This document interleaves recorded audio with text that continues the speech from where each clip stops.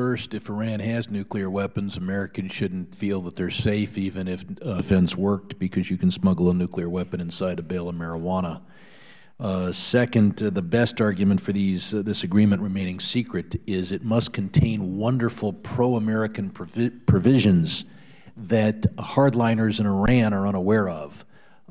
Unfortunately, and I know the hardliners look to me for advice and information, but we've seen it. It doesn't. So it is peculiar that this agreement is not disclosed. Nobody wants just one bomb. You're a nuclear power when you've got several, and you're confident enough to test one. In July, Iran will have a certain stockpile of enriched uranium. It'll have about half its 20% enriched, with that being an oxide form. It'll have its low-enriched uranium hexafluoride that it has today, and then it'll have an additional supply of low-enriched uranium oxide, assuming they don't do anything with the yellow cake. They're just looking at the enriched uranium that they will have in July. How many bombs is that enough? Is that enough uranium-4 once they enrich it to weapons grade? Mr. Jones? I'd estimate around 4 weapons. 4.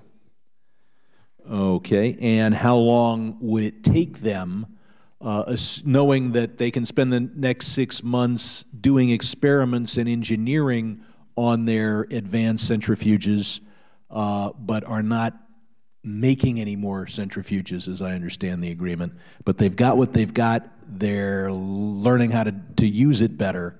How long will it take for them to use this stockpile of enriched uranium to make 4 weapons? Assuming breakout. Just what they've got, they get the first weapon in about 2 months. The 4 weapons, I don't know, probably 4 or 5 months. 4 to 5 months. I'll go down the panel. Did everybody agree with Mr. Jones? You do agree. Mr. Heinonen? Is he, I would like to add to the picture another part, which is the unknowns. It's an easy to talk right. about this, what we see, but the most important thing is to reduce the amount of unknowns. Are there additional centrifuges? If there are there additional stocks? And I think that this is where the whole focus... Based on what we do know, and one of the advantages of this agreement is we're inspecting a few things we hadn't been inspecting before. But answering the question Mr. Jones did, do you agree with him, basically 4 weapons in 4 months?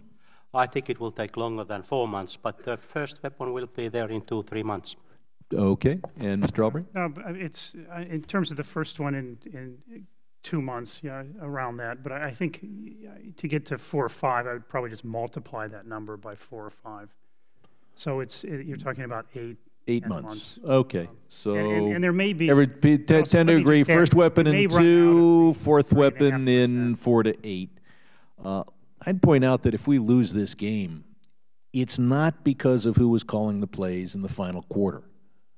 We didn't field a team for the first 3 quarters.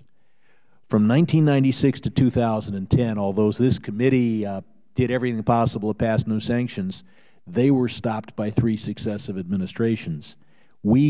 Our effective sanctions against Iran began in 2010. Their program began 10 years sooner.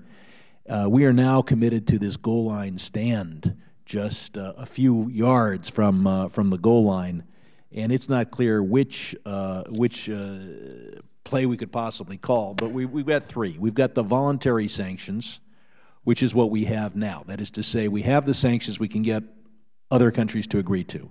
Then there's secondary sanctions, where you basically threaten a cutoff of world trade if they don't radically change their laws. We have the Iran Sanctions Act calls for that, but we don't do it. And then finally, there's a prospect of military action. If we took military action, would we be able to turn into rubble the centrifuges at Natanz and Fordo? Do I have an answer? Mr. Jones? Yes.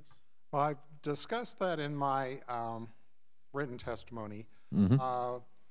Unfortunately, the centrifuges are quite resistant to bombardment, because you have at Fordo 96 parallel cascades that can run. So you take out some. A bombing raid, and we saw this in World War II, you knock out the utilities, the plant goes down, but how quickly can it get back? And it turns out. Let me put up one other thing. And then the final possibility is that we threaten to hit every oil field and industrial and strategic target in Iran if they don't allow Mr. Wallace to go in with 400 experts, along with the entire panel, and just clean out everything.